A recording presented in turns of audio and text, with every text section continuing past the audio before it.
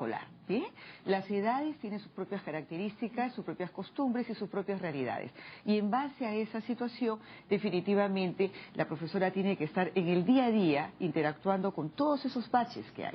Definitivamente se desgasta y si nadie se preocupa de establecer los momentos de tranquilidad, de equilibrio emocional en la profesora, tengan la plena seguridad que va a haber estos confrontes, esta pérdida a veces, digamos, de ese control emocional que hace que uno diga, rompí los papeles, ya no pude y ahora me confronté con los chicos. Eso no quiere decir que la culpable sea estrictamente la profesora, sino todo el conjunto. Se tiene que interactuar, acabamos de decir, necesitamos padres vinculados en la relación con sus hijos, comprometidos también para educar y formar una salud psicológica adecuada, crearle y hacerle entender de respeto de lo que implica la autoridad y el concepto de los límites. Eso es uno de los problemas que hacen que los chicos ahora, como no son, entre comillas, castigados, entonces y son más permisibles los padres para ellos, automáticamente generan esta confusión. Al decir no son castigados implica que hay papás que simplemente los aceptan o toman como broma o una odisea que el niño se haya atrevido a gritar al profesor y no corrigió, ¿no? Para esto existen estilos de corrección. Nos hemos retirado de un castigo físico, punitivo, agresivo, pero tenemos que ingresar a una condición de donde pongamos el límite con la naturalidad de la comprensión de la emoción. La situación de decir esto tiene valores, esto no, y de qué manera nosotros podemos regular. Si entendemos claramente estos conceptos, entonces sí decimos el chico va a entrar en un proceso de reflexión. Pero si es que el padre no corrige, escucha de que el niño insultó, gritó, pegó, y por ahí dice, mi hijo se está haciendo líder, ese falso líder con un poder totalmente extraño, se siente satisfecho, entonces no estamos haciendo nada, ¿no? Claro, pero en algunos casos los padres también corrigen con castigos físicos, ¿no? Eso es otra cosa. La verdad es que nuestra posición sí es tajante. No se puede permitir ni se debe aceptar ninguna forma de violencia hacia los niños. Y el castigo es una forma de violencia. Lamentablemente nuestra legislación lo tolera, porque señala que los padres tienen el derecho a corregir moderadamente a sus hijos. Nosotros somos de la posición de que tenemos que buscar que padres y maestros utilicen otros recursos en la crianza y en la educación. Educar a un niño es una tarea difícil. Cada niño es una persona diferente, es un individuo con características y por lo tanto cada padre tiene que saber que lo que le funcionó con un hijo no necesariamente le va a funcionar con los otros. Igual tiene que suceder en la escuela. Por eso es que siento que la capacitación y el acompañamiento a los docentes, porque este desborde de emociones que señala la doctora es entre otras cosas porque muchos problemas cotidianos todos los seres humanos los estamos viviendo en soledad y no tenemos políticas que realmente se estén preocupando por la salud mental de los padres, de los maestros. Si los adultos estamos bien, nuestros hijos van a estar bien. Si los adultos sentimos que nos respetan, nosotros tenemos que aprender a respetar a los niños. Si pide respeto, aprende y empieza respetando a los niños. Claro, y hay algo importante, perdón, discúlpame que interrumpa, incidir en lo que significa la salud psicológica. La salud mental es un concepto de pensamientos, pero la salud psicológica tiene que ver con la organización de nuestras emociones. Cómo regulo mis emociones, cómo enfrento problemas, cómo tolero frustraciones, de qué manera yo me innovo ante estas circunstancias, qué tan creativo soy para solucionar los problemas, cómo manejo mis conflictos y de acuerdo a eso voy regulando el equilibrio emocional que decimos nosotros. Por eso hablamos de personalidades saludables, porque logran compensar esos detalles. Pero para todo eso se educa. Nosotros podemos decir, es correcto que te enojes, pero educa tu enojo, no te desbordes. Si te desbordas porque ya hay un compromiso interior. Yo quería consultar a Ana María Márquez si es que Save the Children tiene algunos estudios con porcentajes, por ejemplo, los niños en nuestro país que sufren de violencia no solo en sus casas, sino también en sus escuelas. Sí, lo que tenemos son estudios realizados por el INEI que señalan que más del 35% de las madres a nivel nacional reconoce que utiliza el castigo físico en la educación de sus hijas e hijos. Y muchas de estas madres que utilizan el castigo hacia sus hijos fueron víctimas de castigo también en sus hogares. Entonces aquí hay una especie de transmisión generación tras generación de una forma poco respetuosa de tratar los adultos a los niños. Además tenemos una cultura, y ustedes lo han demostrado a través de el spot inicial, que acepta y tolera, incluso justifica el castigo. Este dicho de la letra con sangre entra es algo que sirvió en el siglo pasado, pero ahora está demostrado que los niños tienen posibilidad de aprender no en base a la amenaza, o no en base al golpe, o no en base a la humillación. Un niño se ve estimulado y asume su responsabilidad educativa si es que tiene apoyo, si es que tiene estímulos, si es que tiene las condiciones ambientales y emocionales para poder ir a la escuela, ¿no? Me parece muy importante lo que señala la doctora. Realmente tenemos que preocuparnos por esta dimensión emocional de los adultos cercanos a los niños. Lamentablemente en nuestro país los establecimientos de salud tienen muy pocos profesionales de salud mental, no sé si es el término correcto. No tenemos dónde ir para pedir consejería. Y otra cosa, cuando tenemos problemas, muchas veces no tenemos con quién conversarlos. Esto acumula y a veces, si no hay un psicólogo, por lo menos una persona amiga, alguien de confianza, que nos ayude escuchándonos, porque cuando tú verbalizas tus problemas, como que vas comprendiendo que el problema puede tener soluciones y no te desfogas ni te descargas con los vulnerables que están a tu cargo. Doctora Marta Leiva, un jalón de orejas, unos correazos, ¿son justificables? No. Ni en casa, ni en el colegio, en ninguna parte. En ninguna parte. El niño, el adolescente y el puber merece aprender el tener que escuchar. Nosotros decimos el escuchar efectivo, ¿no? Esa escucha efectiva donde coincidimos en que la emoción se alinea, el padre fija la mirada al hijo con naturalidad y tranquilidad, no esa mirada dominante que perturba e inhibe, sino una mirada conciliadora, haciéndole entender lo que ha pasado. Decimos, nunca corrijas en el momento que tú estás enojado o la circunstancia en que todo está movido y explosionado. Espérate que pase el proceso, luego lo llamas, tú estás tranquilo y empiezas a dialogar, generando la comprensión de por qué se equivocó y cuáles fueron las circunstancias. Debe corregir, es decir, este diálogo, esta conversación con el hijo, con el alumno, en el momento en que ha sucedido la situación. Claro, lo que podemos hacer es detener la situación.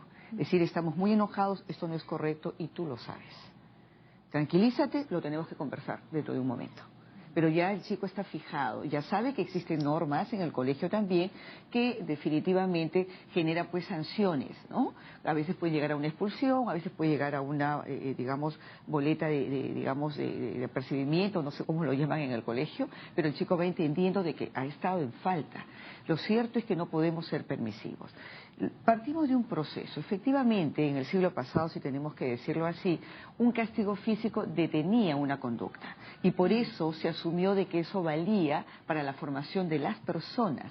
Pero nos dimos cuenta después con las investigaciones y con todo el seguimiento de los casos de generación de que la violencia, digamos la agresión física, detenía la conducta pero no la transformaba, no la comprendía, más bien generaba seres agresivos y violentos.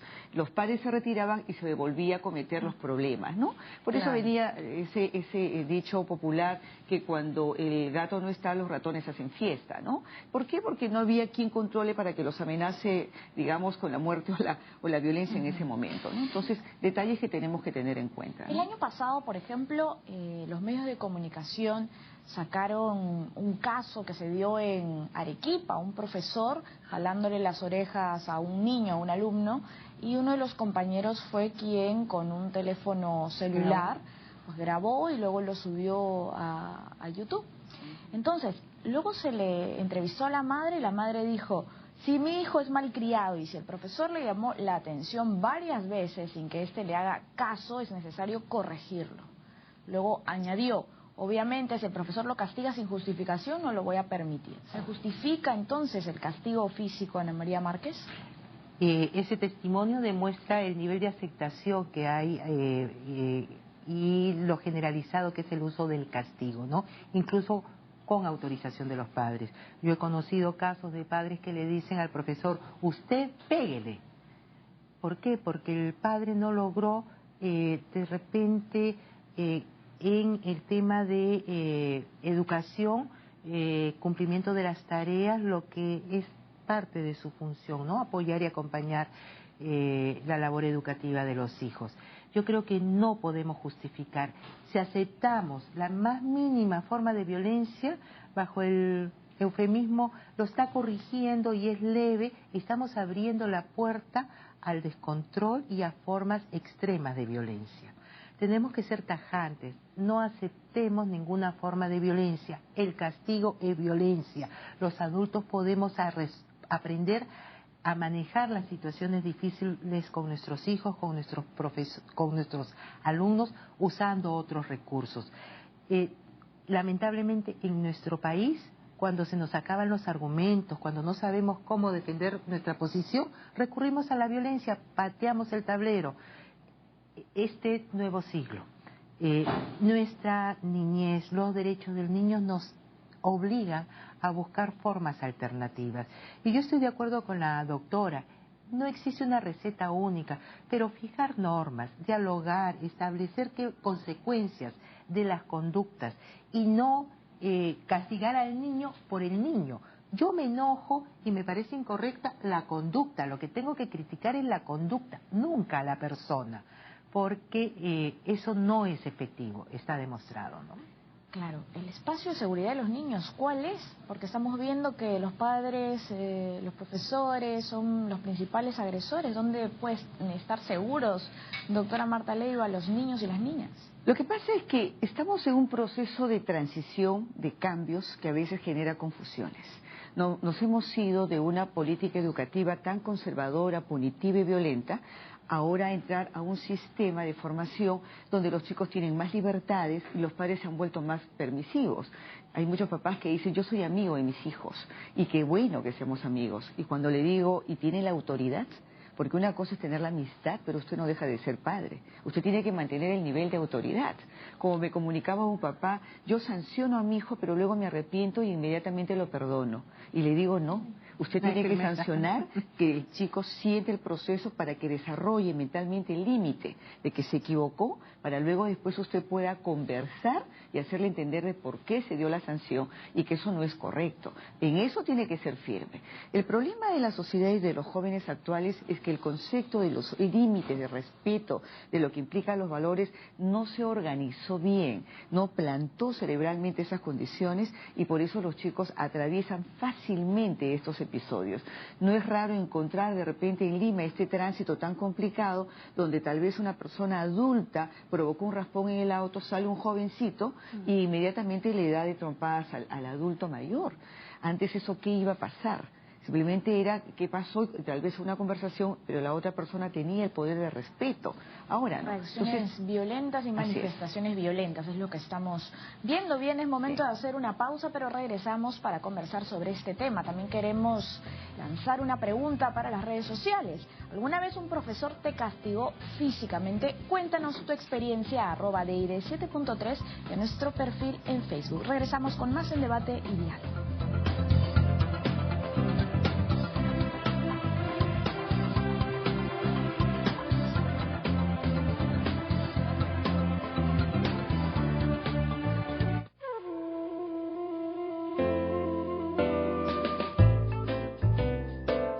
Letra de Fuego, con Raúl Tola.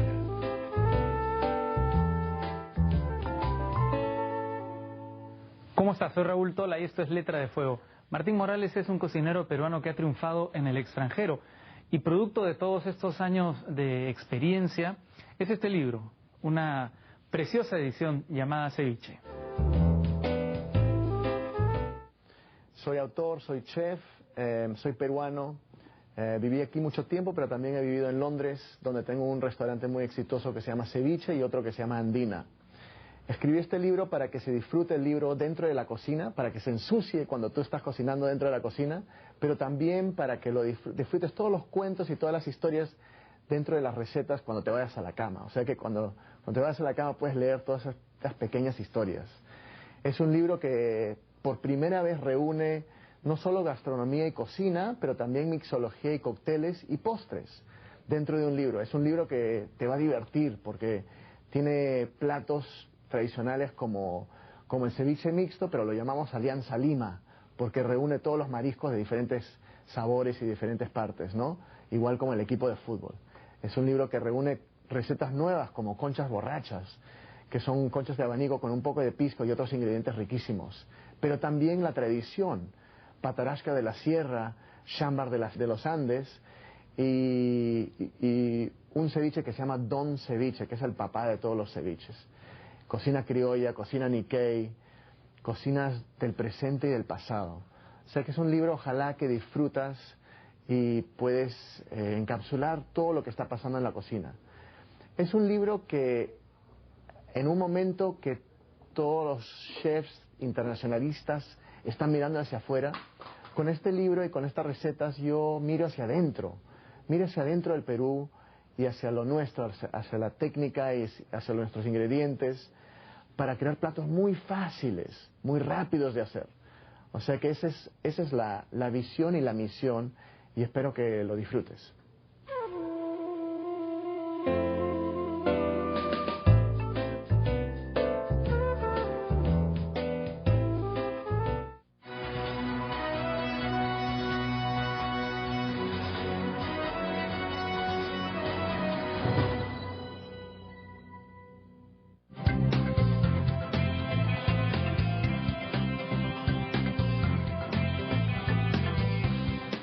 Volvemos con más en Debate y Diálogo. El día de hoy estamos conversando con la doctora Marta Leiva, ella es psicoterapeuta, y con Ana María Márquez, directora de Save the Children. ¿Es necesario emplear el castigo físico en los colegios?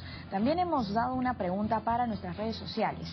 ¿Alguna vez un profesor te castigó físicamente? Cuéntanos, por favor, tu experiencia, que la leeremos en breve y en vivo. Bien, las conductas de los más pequeños, por ejemplo, nada tienen que ver con la de los adolescentes. Y su tratamiento es diferente, ¿verdad? ¿Cómo se debería corregir en los centros educativos? ¿A quiénes? ¿A los más pequeños, a los adolescentes? Porque dijo la doctora que hay que, en la tarea de educación y crianza no hay que perder de vista el desarrollo evolutivo de los niños. En cada etapa de desarrollo tú puedes esperar ciertas conductas y el desarrollo de ciertos valores morales. Entonces no puedes pedirle peras al olmo. Por ejemplo, si es un niño muy pequeñito que todavía probablemente no tiene capacidad para medir el peligro, que eso lo va a aprender poco a poco, tú tienes que educarlo teniendo en consideración esto y estar atento a de que se puede exponer subiéndose a una escalera, exponiéndose, ¿no? Cómo intervenir y cómo reaccionar en esa situación sin provocar daño, sin provocar susto y logrando que no se exponga a peligro, es por ejemplo un asunto que debemos trabajar con los padres. Yo soy de la idea de que el tema de la disciplina y el respeto a normas es un proceso de aprendizaje que empieza desde muy pequeño. Si tú desde pequeño estimulas hábitos de orden, de higiene, no vas a tener tantos problemas en la adolescencia con un adolescente desordenado o sucio. Si tú estimulas desde muy pequeño hábitos de estudio y le das apoyo para organizar su actividad, de adolescente vas a tener menos dificultades y menos motivos de confrontación. Una de las cosas que hace años, cuando yo trabajaba más de cerca con madres, les preguntaba, cuando me comentaban las dificultades que tenían para que sus hijos hagan las tareas, una de las cosas que yo siempre les preguntaba era, ¿y tiene un lugar para hacer las tareas? Un espacio adecuado. ¿Tiene un horario para hacer las tareas? Hábitos de estudio. Por supuesto. Entonces, muchas veces tú tienes situaciones difíciles porque no has ido pensando en cómo evoluciona tu niño y qué cosa es lo que él necesita en cada etapa del desarrollo. En relación a los adolescentes, tú no puedes tener el mismo nivel de control que tienes cuando es pequeño. Cuando es pequeño tú participas, por ejemplo, en la decisión de qué ropa vas a utilizar y le vas enseñando cuál es la ropa adecuada para determinado clima y los niños van aprendiendo. En la adolescencia eso ya escapa el control de los padres, ¿no? Entonces, dos cosas.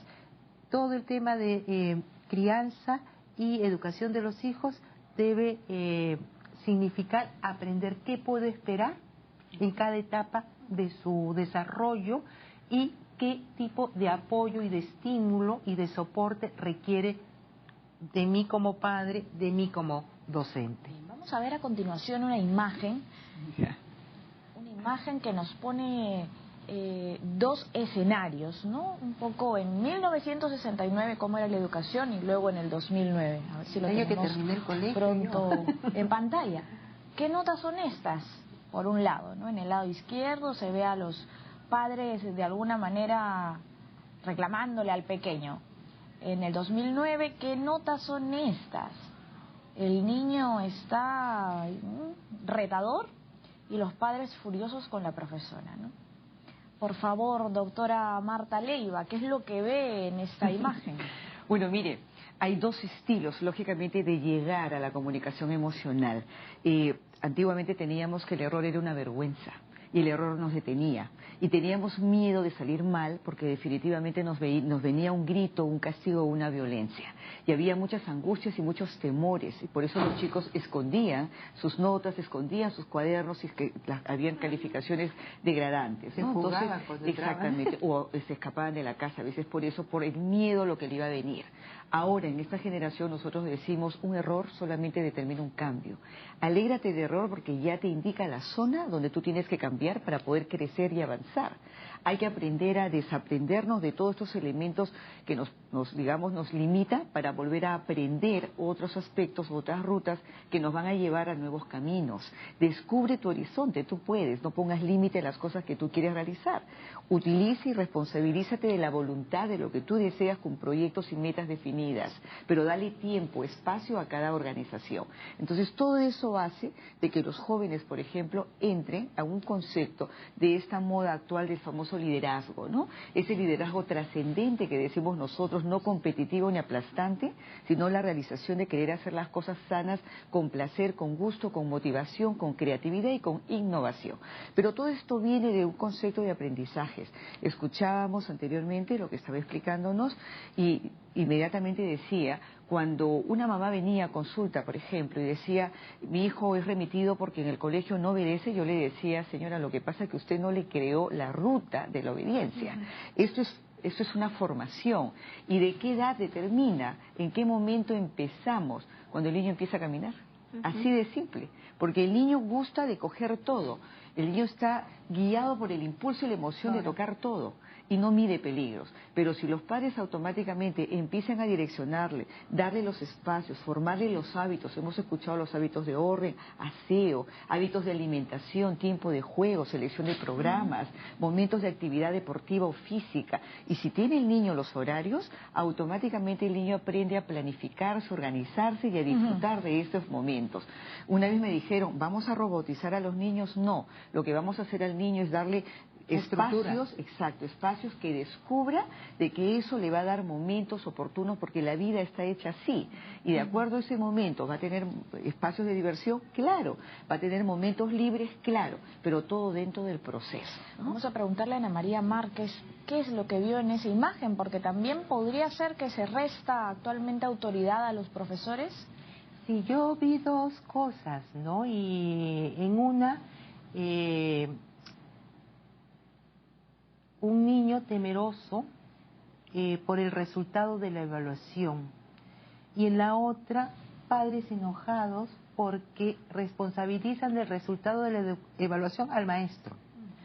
Y realmente yo no sé si es que las notas son la mejor forma de evaluar aprendizajes y desarrollos. Somos un país en donde hay mucha preocupación por la nota, pensando que la nota puede ser sinónimo de éxito, pero hay que reconocer que las pruebas que evalúan rendimientos o aprendizajes no consideran que nuestros niños tienen inteligencias múltiples, no consideran que un niño, por ejemplo, puede ser muy hábil en matemática y es la dimensión que hay que estimular porque por allí, claro, entonces pedimos que todos aprendan lo mismo y a todos los evaluamos de la misma manera y eso, ese dibujo también refleja, yo creo, la crisis de nuestro sistema educativo. Es cierto que muchas situaciones de violencia en agravio de niños están asociados a las expectativas que tienen los padres en relación a la escuela. El estrés, ¿no? Que les causa a los niños el estrés, pero además porque somos un país en donde hemos interiorizado de que el que estudia triunfa y que la nota es el reflejo del éxito y no se reconoce que cada niño en un aula es un alumno diferente y por lo tanto en mi planificación de la actividad pedagógica debo considerar las diferencias, no pensar en promedios. Ese dibujo también a mí me refleja que para muchos niños la educación ya no es importante y que ya no hay el nivel de valoración a la escuela que antes existía. Mi generación fue una generación del 69, yo terminé el colegio en el 69, me siento con la imagen, muy reflejada. Mi generación era una generación menos contestataria en la medida en que era una generación más reprimida. Ahora alegrémonos de que nuestros hijos tienen la capacidad y el derecho a expresarse. Exacto. Alegrémonos, pero también formémoslos para que este derecho que es tan importante y que hay que defender, lo ejerzan con respeto, con libertad y no nos genere después conflictos, ¿no? Hay algo interesante que me gustaría señalar, por ejemplo, cuando vienen los hijos o los chicos con notas bajísimas y están asustados. Nosotros decimos, estos son números, esto se mueve. Lo importante es que tengas la posibilidad de ver en qué fallaste para mejorar. Porque acá tenemos que hablar del mejoramiento continuo. Todos tenemos el derecho de transformarnos y transformarnos para bien con guías, lógicamente organizadas. Uno de los factores que a veces vemos nosotros como un punto de debilidad es que en los colegios los equipos psicológicos están formados por equipos de uno. No son equipos psicológicos que vengan plantados para tratar de manejar la regulación de las emociones en todo el conjunto. La labor es amplia, con los educandos y con los profesores, porque quien regula y está capacitado para formar y ayudar terapéuticamente y devolver los estados tranquilos son justamente los psicólogos que tienen que ver con las emociones. Hoy en día estamos en una época en donde efectivamente veníamos de que el desarrollo intelectual, cognitivo de una persona era el mayor éxito para lo que implica el triunfo de las cosas que quiere ejecutar. Hoy en día decimos un momentito, la inteligencia cognitiva de competencias más la inteligencia emocional te va a dar el éxito a la vida. ¿Bien? Tus habilidades con tus emociones organizadas, donde esté el placer de la ejecución, donde yo decía la motivación, la innovación, eso viene de la parte emocional, eso no viene por competencias. Siempre decimos de qué me sirve un genio tímido o un genio irresponsable que no va a poder disfrutar de las cosas que él hace. Inteligencia emocional, ¿no? Exactamente. Y estamos en esa era. Menos mal este siglo está tomando mucha atención a lo que implica el recurso de las habilidades psicológicas, donde intervienen las emociones. La inteligencia emocional se mide, estamos observando por qué tener normalidades torpes, por ejemplo bajas en inteligencia emocional, cuando estamos en un mundo latino, donde el proceso de vínculo todavía lo tenemos. El latino es un poco querendón, entonces aprovechemos ese espacio para devolver a las madres sus territorios y a los padres sus territorios. Una madre maternalizada, un padre paternalizado, porque estamos viendo una dualidad de pareja ahora, donde tanto el jovencito y la jovencita gustan de tener que atender a los niños. Antes era una labor estrictamente femenina, ahora es de ambos. La responsabilidad es de ambos, donde está la pareja y la familia trabajando el código cerebral materno y el código cerebral paterno. Entonces, esos elementos ayudan a que el chico mejore la relación del vínculo, que desde ahí viene el placer de la conexión a la vida, de ahí se organiza y se educa emociones, se corrige las conductas de la criatura, se le forman los hábitos, se le entrena en sus competencias y vamos a tener personalidades saludables. Claro que sí, viene la coeducación Así también. Es momento de una pausa en Debate y Diálogo y queremos preguntarles nuevamente, ¿alguna vez un profesor te castigó físicamente? Escríbenos a @DID7.3 y a nuestra página en Facebook. Una pausa y volvemos.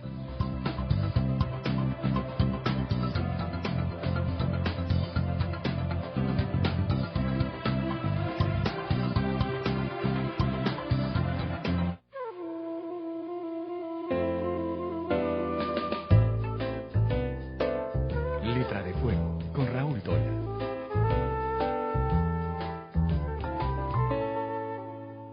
¿Cómo estás? Soy Raúl Tola y esto es Letra de Fuego. Martín Morales es un cocinero peruano que ha triunfado en el extranjero y producto de todos estos años de experiencia es este libro, una preciosa edición llamada Ceviche. Soy autor, soy chef, soy peruano, viví aquí mucho tiempo, pero también he vivido en Londres, donde tengo un restaurante muy exitoso que se llama Ceviche y otro que se llama Andina. Escribí este libro para que se disfrute el libro dentro de la cocina, para que se ensucie cuando tú estás cocinando dentro de la cocina, pero también para que lo disfrutes todos los cuentos y todas las historias dentro de las recetas cuando te vayas a la cama. O sea que cuando te vayas a la cama puedes leer todas estas pequeñas historias.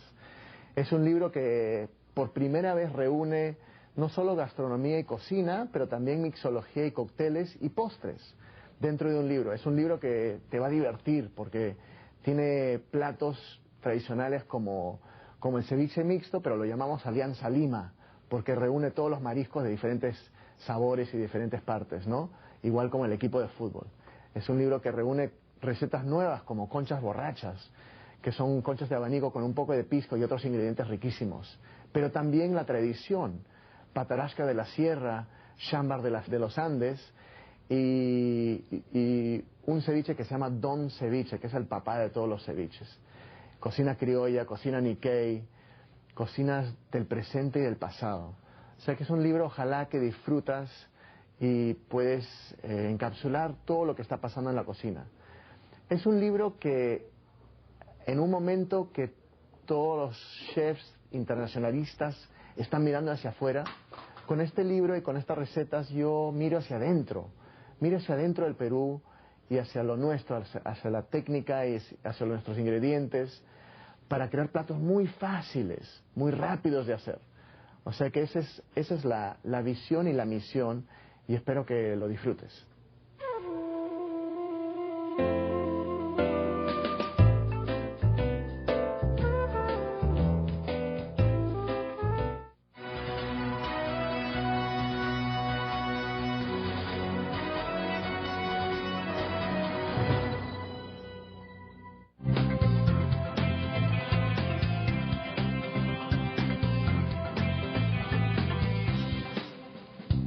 Bienvenidos a Debate y Diálogo para todos los que se conectan recién a nuestro espacio. El día de hoy estamos conversando sobre el maltrato físico en los colegios. Hemos dado una pregunta en nuestras redes sociales.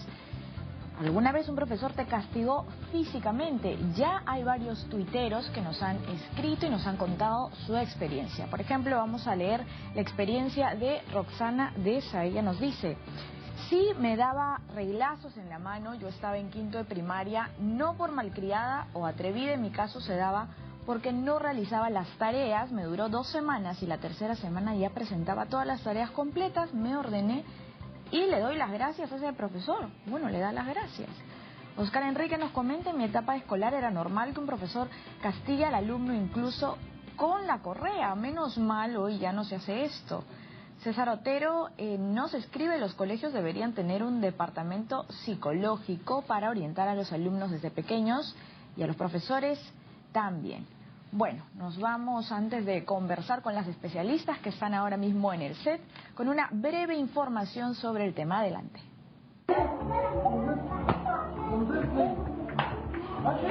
Al año se reportan alrededor de 1.300 casos de violencia escolar a nivel nacional. Más de 1.000 de ellos pertenecen a Lima. De este total, al menos el 30% se refieren a maltrato de adultos hacia niños, según cifras del Sistema Nacional Especializado en Atención de Casos sobre Violencia Escolar, SISEVE, del Ministerio de Educación. Según el registro, la violencia predominante en los colegios es la física, con 777 casos, seguida de la psicológica con 470 y predomina en el sector público. En el año 2012, el Consejo de Ministros aprobó el proyecto de ley que prohíbe la aplicación de toda medida correctiva que atente contra la integridad física y psicológica de menores de edad, en el hogar, la escuela y en cualquier otro ámbito del país. El mencionado proyecto continúa a la espera de su debate en el Congreso junto a otros 10 dictámenes al respecto. De aprobarse, el Perú sería uno de los pocos países de América Latina en prohibir el castigo físico y psicológico como medida correctiva para los niños, siendo en el mundo poco más de 100 los países que lo han prohibido explícitamente.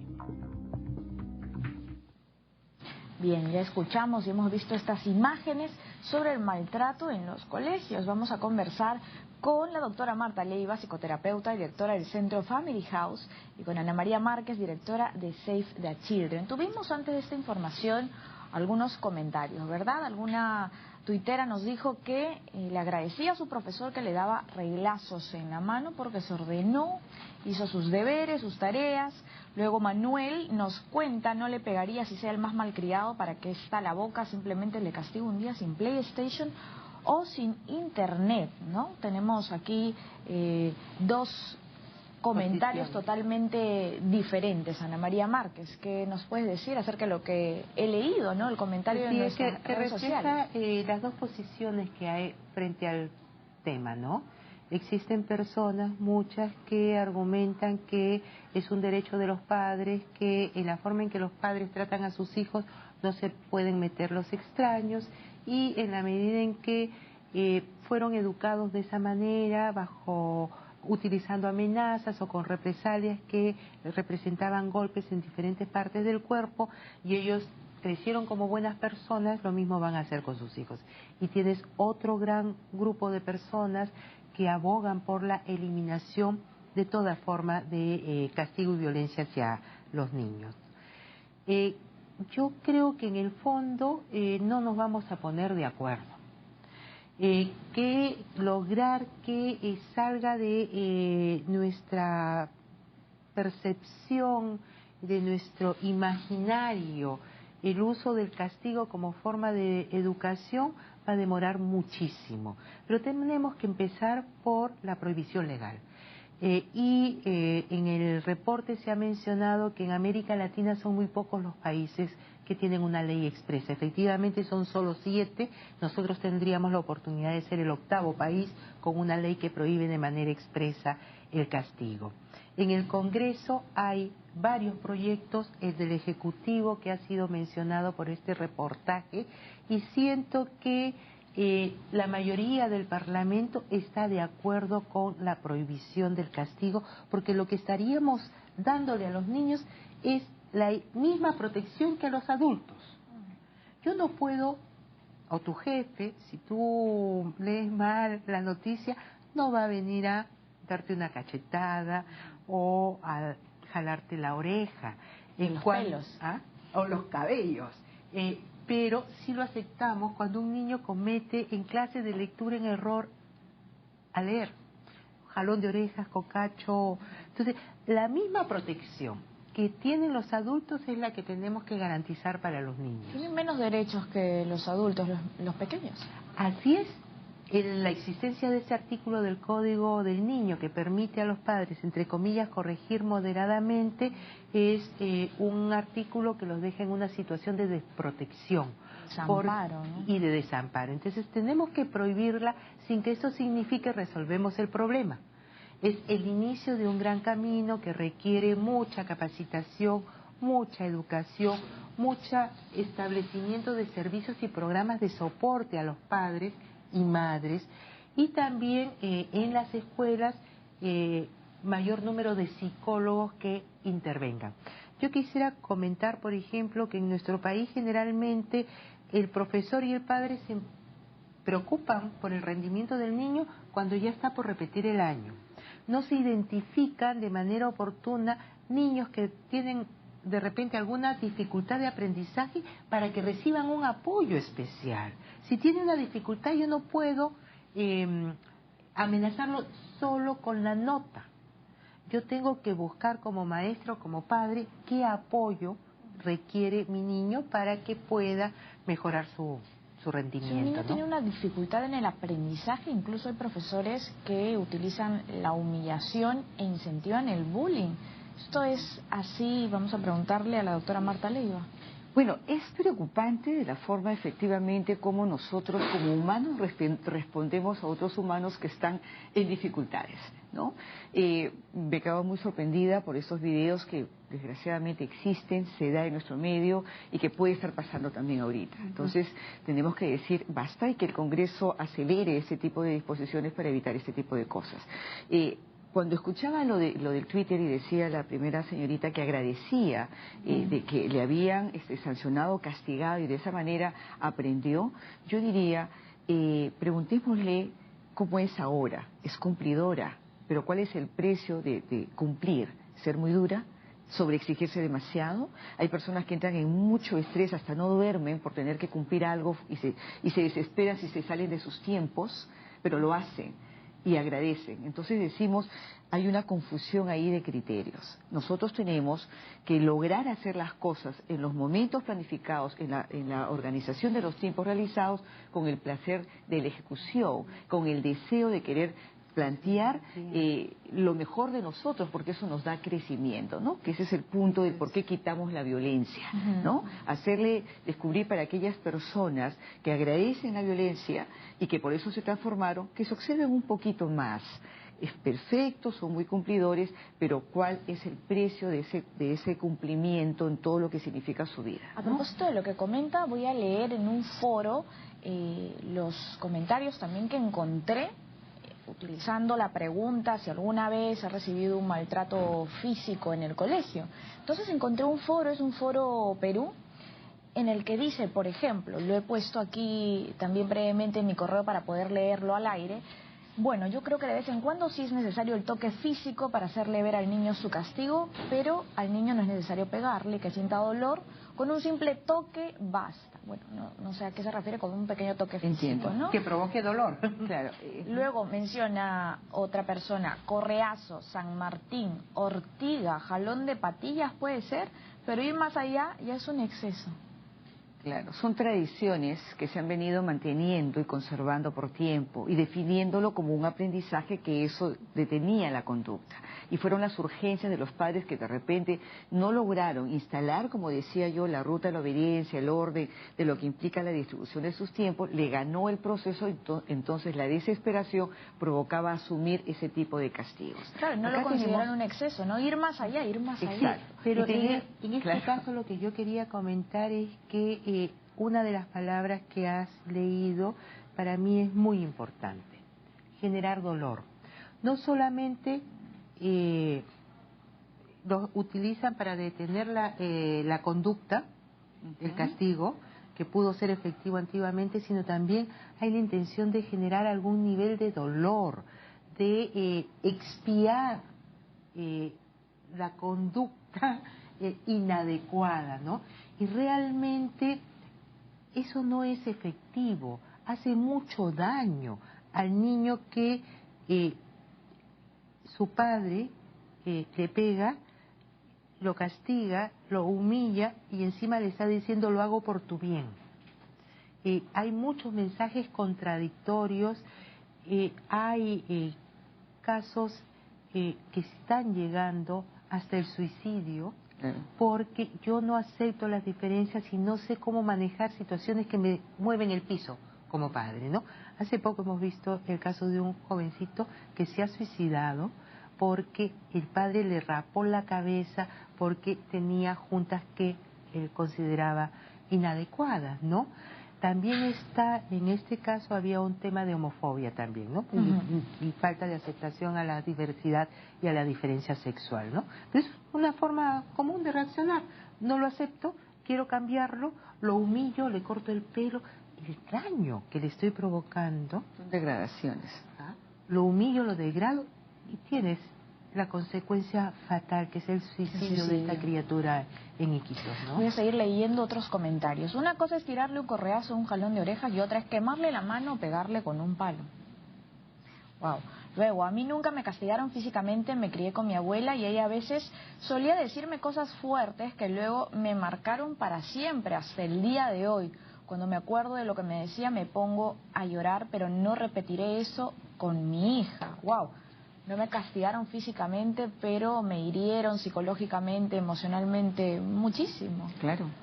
Es otro La tema. violencia puede ser física, como también puede ser psicológica. Y en la violencia psicológica está la comunicación verbal, que fue lo que empleó la abuela en actitudes muy funestas, como también está la comunicación gestual, simplemente nunca te hablo, te quito el habla, me retiro, te doy espaldarazos, me mantengo distante a ti, o sea, muchos elementos, exacto, muchos elementos que van creando cortes en el proceso de comunicación. El ser humano es gregario, siempre está buscando comunicarse y vincularse, pero cuando estos circuitos no se dan, estas posiciones no se dan, viene la confusión y viene el daño. Y si ahí viene palabras gruesas y digamos, ofensivas, definitivamente marca. No solamente lo físico, sino también lo psicológico. Nos estamos olvidando, además, de aquellos niños donde los papás dicen, pero es que mi hijo nunca me obedeció, siempre ha sido inquieto. Hay niños que tienen problemas de organizaciones neurológicas, el niño hiperactivo o aquel chiquito hipermótil que está constantemente en agitación, que no depende de él quiere obedecer pero no puede y que tiene que claramente diferenciar de que ese niño requiere un apoyo ya con todo el, digamos, de los especialistas de salud para empezar a regular la conducta del niño, ¿no? Puede ser medicamentoso y también definitivamente psicológico para ayudar a que este niño se regule y los padres se tranquilicen. Entonces, quiero aprovechar la presencia de ambas especialistas para poder hacerles preguntas que nos han hecho en el Facebook y en el Twitter.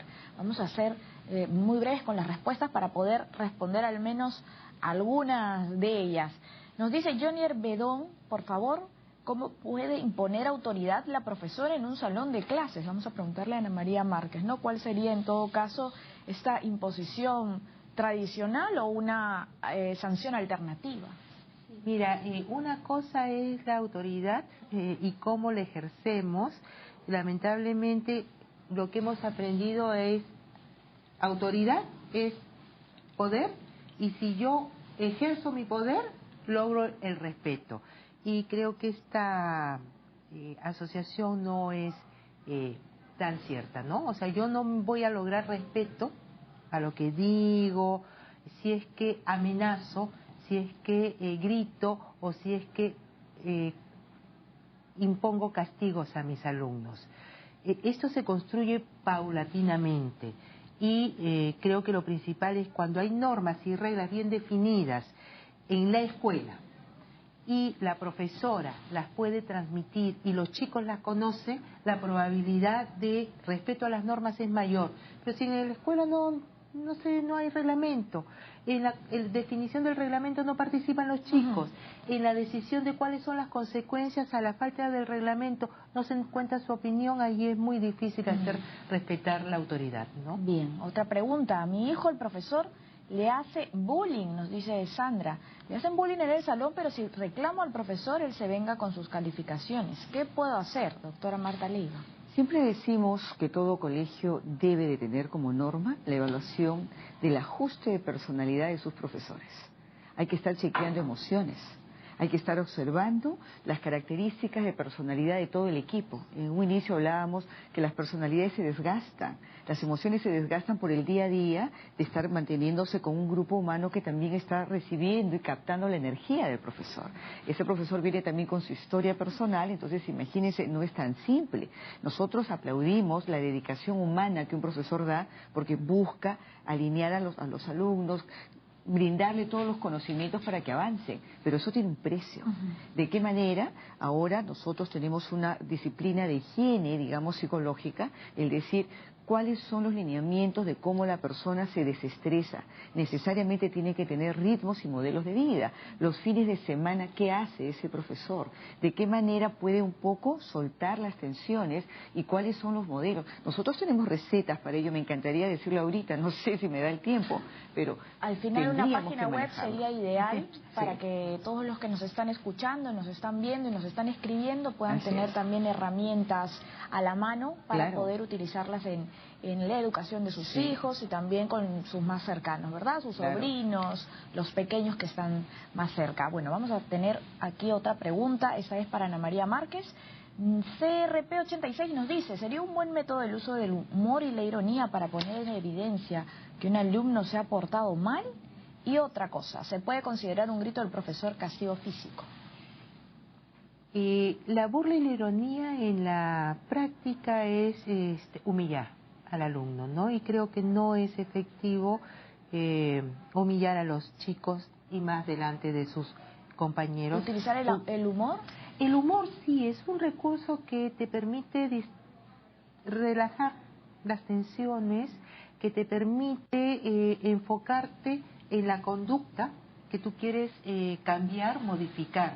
Pero lo que yo quería destacar es que generalmente estamos preocupados por cómo castigamos aquellas conductas que nos parecen inapropiadas y no estamos hablando de cómo reconocemos, cómo reforzamos, cómo recompensamos, cómo alabamos, cómo damos importancia a las cosas buenas que hacen nuestros hijos, a las cosas buenas que hacen nuestros alumnos, ¿no? La educación de los hijos implica mirarlos de manera integral. Si nosotros estamos solo preocupados por los defectos, por los errores, sea maestro o profesor, allí estamos empezando muy mal nuestra tarea, es ¿no? muy importante este punto, ¿no? En vez de castigar a un niño por no hacer la tarea, sería también importante darle una anotación positiva cuando haga la tarea. Vamos a pedirles a ambas una breve reflexión sobre el tema del cual hemos hablado para cerrar el programa.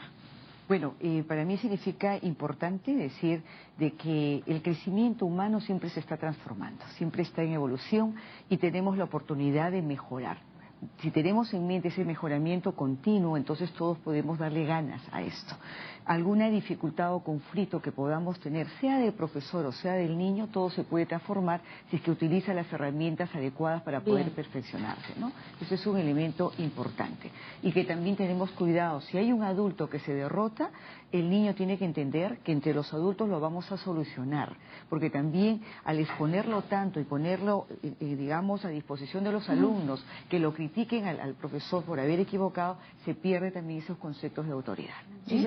Muchísimas gracias, Ana María Márquez. Lo que yo siento es que es importante que los niños, los padres, quienes están cerca a las escuelas, sepan que no se debe admitir ni tolerar ninguna forma de violencia hacia los niños por parte de los profesores. Y que hay lugares en los que podemos comunicar el hecho. Listo, muchísimas gracias a ambas. Estuvimos hoy con la doctora Marta Leiva, psicoterapeuta y directora del Centro Family House. ¿Cuál es la página web a la que podemos...? www.familieshouse.net. Listo. Y Ana María Márquez, directora de Save the Children. Bien, muchísimas gracias por acompañarnos el día de hoy. Nos vemos mañana con un nuevo tema y recuerde que el debate también es diálogo. Chao.